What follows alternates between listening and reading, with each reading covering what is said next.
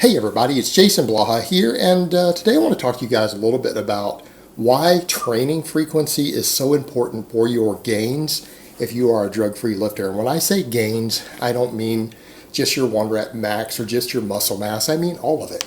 Your gains, your performance, your size, strength, everything.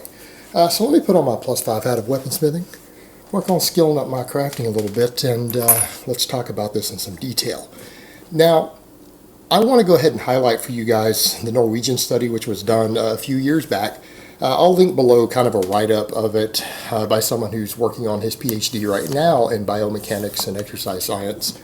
A coach out there also, who's actually a very strong lifter, doing a review of that program, and you guys can kind of read through that. But basically what they did, they took a Norwegian powerlifting team, which was in an IPF affiliate, which means they were enrolled in random drug testing and all that stuff. So, I mean, you can never know for sure if your test subjects are drug-free, but the closest you're going to get is a sport that has no money in it, in which they're enrolled in the Olympic testing.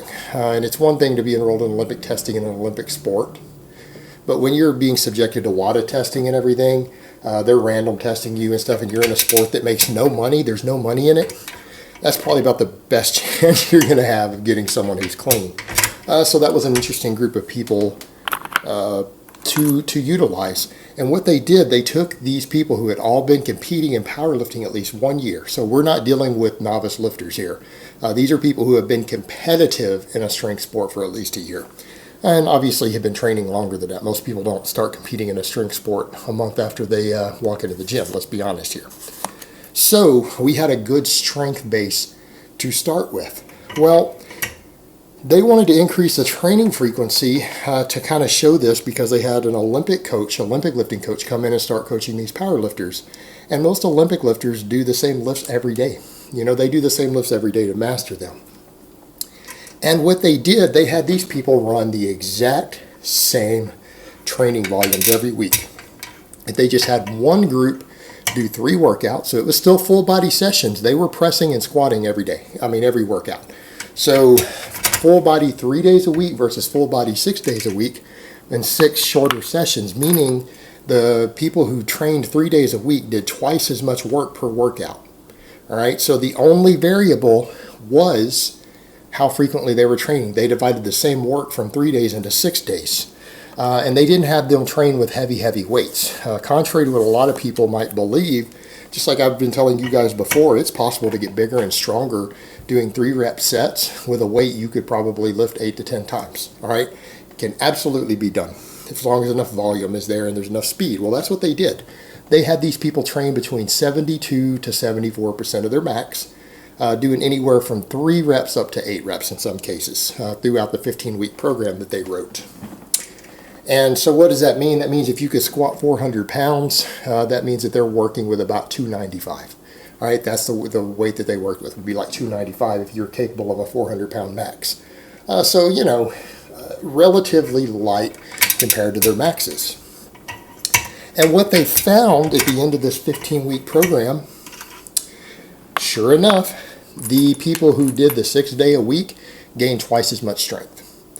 They gained twice as much strength on most of their lifts, on their squat, on their bench press. Their deadlift, they only gained a tiny little amount more, which was considered to be statistically insignificant. So what does that mean? That means that if the people who did a 3-day-a-week, who benched 3 days a week, if they gained 20 pounds on their bench, the group who benched 6 days a week gained 40 pounds on their bench. What they also found was that the 3-day-a-week group, they gained strength, but the muscle mass gains were minimal, meaning they weren't significant enough to note. They were very small changes in muscle mass. Again, you would expect that. You would expect that, because if you've been training hard for over a year, you're way out of your noob gains, you've been competing in powerlifting, you're not going to gain much muscle in 15 weeks. But what they found is that the 6-day-a-week group gained more muscle mass. They gained quite a measurable amount of muscle mass. And here's the thing. The 6-day-a-week group, normally you would tell people, well, yeah, if you come in and squat every day, obviously you're squatting more, so you're training the motor patterns better, but that's not true, because they did the same amount of squatting, because the 3-day-a-week group did twice as much volume per workout. Your motor unit learning has to do with how many total reps you do with perfect form with fast bar speed, or in which you hit upper threshold fibers. All your motor unit learning comes from your volume and repetition, right? So they gain the same amount of neural efficiency and technique. The strength changes can be ascribed entirely to the gains in muscle mass in this case. That was the only significant difference, because they did the same amount of training volume, so they gained the same amount of proficiency and technique work and motor unit learning. They got the same amount. But the group that gained more muscle gained more strength. And that was incidentally the group that was squatting and pressing 6 days a week. And the reason for that, we need to factor in, people will be like, well, I don't understand, why is that possible? I mean, if they did similar volumes, well, yeah, of course. But here's the thing, frequency will always trump volume for a drug-free lifter, and here's why. Muscles only grow for about 28 to 48 hours after you train them.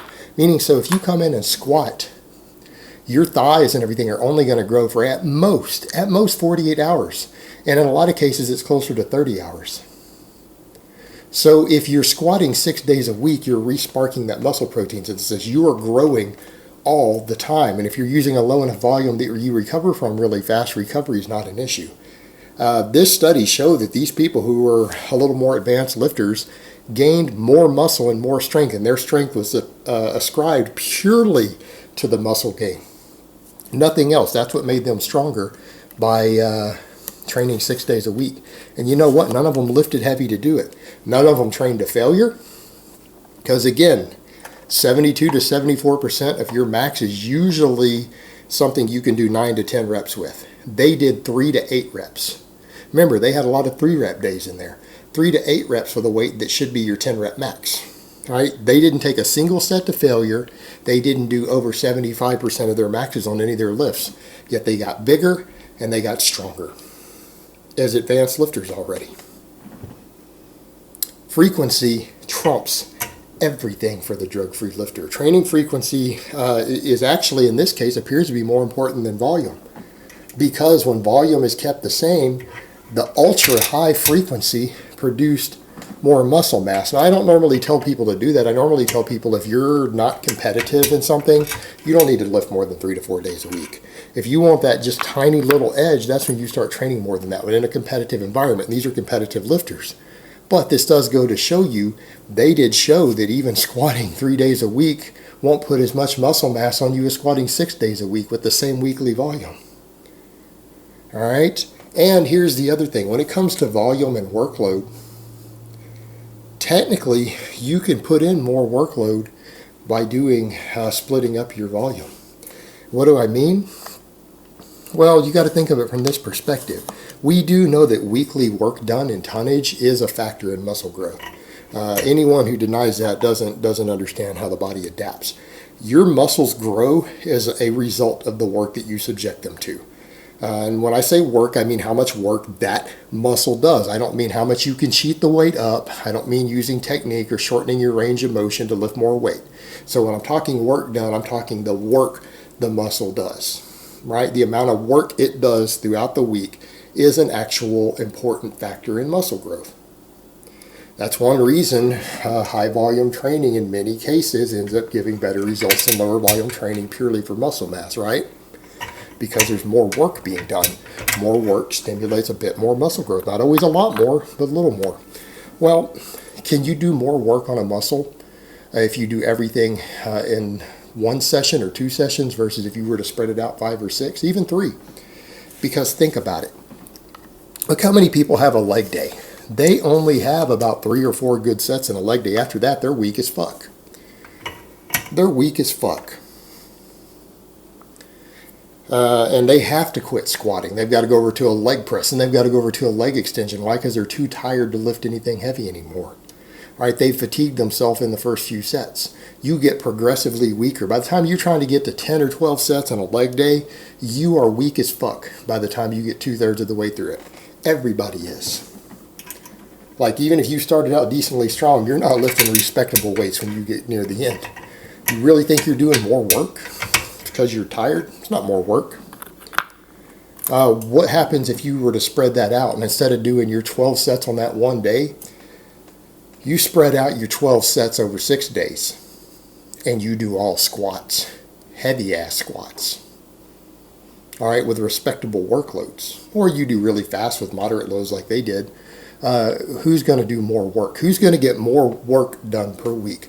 The person who does 4 sets of squats 3 days a week, or the guy who does 2 sets of squats 6 days a week, or the guy who tries to come in and do all 12 of their leg sets in one day? Who's actually going to get the most work done?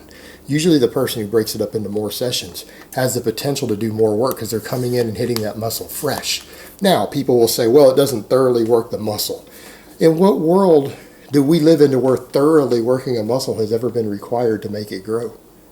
You know what? Just getting in and doing some work will stimulate some growth. But you've got to remember, this is 6 opportunities a week, or if you're doing even full body 3 days a week or squatting 3 days a week, that is 3 opportunities per week to re-stimulate growth. That growth is going to count more than if you went all out and hit everything in one session. Now, people say, why do pro bodybuilders do it? Because pro bodybuilders are on shitloads of drugs that elevate muscle protein synthesis. They benefit more from high volume, and they benefit less from higher frequency. Okay? What I mean is, anabolics allow your muscles to respond a lot more to deep fatigue, right? To use that anabolic signal from the drugs, to use that fatigue to grow more. Doing a lot of volume is worth more with anabolics because they improve work capacity. You stay stronger through the whole training session. On top of that, because muscle protein synthesis is elevated, normally it spikes and then drops down after you train. If it's elevated all week long due to your drugs, the training frequency of respiking it with the training doesn't help you as much. In fact, it might not do anything. So when you look at it from that perspective, that's why they're so successful just coming in and having a leg day. But if you're not on any drugs, you're just going to get a spike and a drop. And you're not going to grow for 5 days every week. Something that has to be factored in. That's what you've got to look at, the difference of why these guys on heavy amounts of drugs do it that way and get enormous legs. But people who aren't on enormous amount of drugs, and that could include people who use small amounts of drugs or people who don't use any drugs.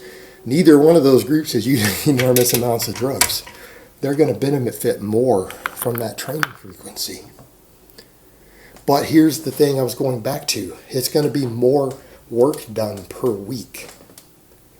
You're going to get more tonnage, more workload in if you're spreading it out over multiple days because you're going to be strong every time when you get around to doing it. And it's not necessary to completely annihilate a muscle. Stimulate, don't annihilate. You just have to come in and stimulate just enough to respark that muscle protein synthesis. That will cause the muscle to grow. Just enough work to challenge the muscle. That can sometimes be done in 1, 2, 3 sets.